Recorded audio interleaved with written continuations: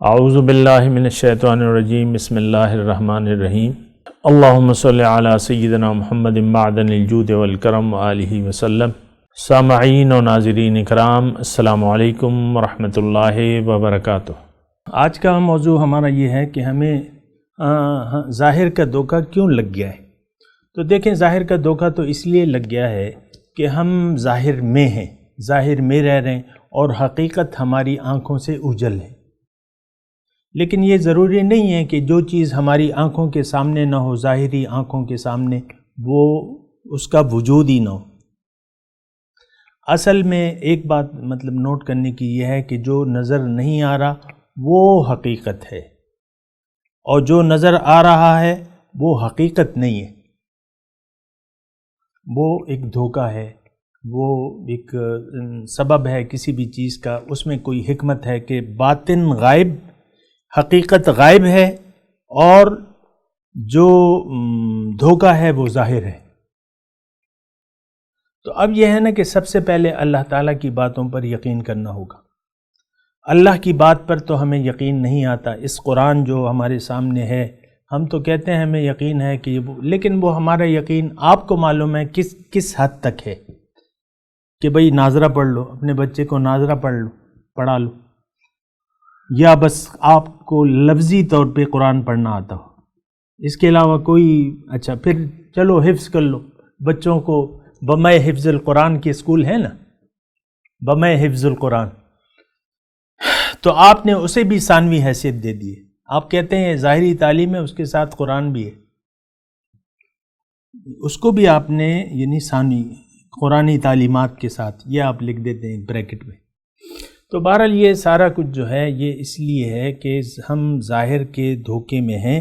اب کرنا کیا ہوگا، کیسے ہم ظاہر کے دھوکے سے نکلیں؟ تو ایک بات یہ کرنی ہے، آپ سوچیں کہ قرآن اللہ کا کلام ہے کہ نہیں ہے، یا اس میں جو کچھ لکھا ہے وہ حق ہے کہ نہیں ہے۔ ہمیں تو یعنی ہماری عام طور پہ یہ ہے، یعنی جو زندگی گزارنے کا طریقہ ہے، جو قرآن میں ہے اس کو ہم سچ نہیں سمجھتے۔ آج ہمیں نہ قرآن پر یقین ہے، نہ اللہ کے پیغمبر پر یقین حاصل ہے، نہ یہاں اللہ تعالیٰ کے جو بندے ہیں یا جو حق بیان کر رہے ہیں، نہ ان کی باتوں پر یقین ہے۔ لیکن جو پہلی بات ہے وہ قرآن پر ہمیں یقین نہیں ہے۔ اللہ تعالیٰ نے قرآن میں لکھ دیا ہے کہ یعلمون ظاہرا من الحیات الدنیا وہم عن الآخرۃ غافلون، کہ یہ قرآن یہ لوگ ظاہر کو یعلمون ظاہرا من الحیات، حیات دنیا کے ظاہر کو تو یہ دیکھتے ہیں لیکن حقیقت سے یہ بے خبر ہے۔ وہم عن الآخرۃ، آخرت سے غافل ہیں۔ تو آخرت کیا ہے؟ باطن ہے، غائب ہے کہ نہیں ہے؟ اب جنت تیار ہے، کہاں ہے بھئی؟ کدھر ہے جنت؟ غائب ہے نا، ہمیں پتہ نہیں ہے، تیار تو ہے۔ حضور صلی اللہ علیہ وسلم نے اس کا معائنہ نہیں کیا، دوزخ کا معائنہ نہیں کیا ہے، لیکن ہمیں جو ہے، ہمیں چونکہ باطن ہے تو نظر نہیں آ رہا، تو ہمیں اس پر یقین نہیں۔ اب اللہ تعالیٰ الہ واحد ہے لیکن ہمارا اس پر یقین نہیں ہے۔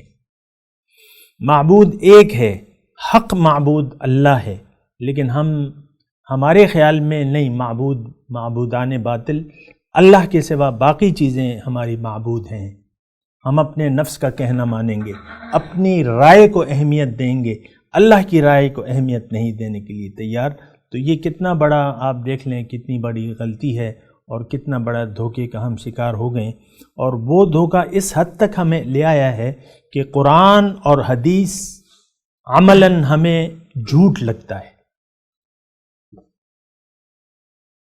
اور اس کی حیثیت ہم نے محدود کر لی ہے۔ قرآن کو بس لے کے چوم لیں گے زیادہ سے زیادہ، یا مسجد میں ایک آدمی قرآن پڑھ رہا ہے اور دوسرا اس کے سامنے بیٹھا ہوا ہے، تو وہ ایک کہے گا کہ بھئی دیکھو قرآن کی طرف پیٹ ہو رہی ہے، ذرا خیال رکھو اس کا۔ ہوتا ہے نا ایسا؟ یا قرآن نیچے رکھا ہوا ہے، آپ اوپر بیٹھے ہیں، بھئی آپ یہ کیوں ہے ایسا آپ نے کیا ہوا ہے؟ تو آپ قرآن کی بے حرمتی کر رہے ہیں، قرآن کی بے حرمتی کر رہے ہیں۔ کسی نے مثال کے طور پہ کسی پہ آپ الزام لگا دیتے ہیں کہ اس نے قرآن کو جلایا ہے، اس پہ آپ یعنی وہ مقدمہ جو بھی ہے وہ دائر کر دیتے ہیں.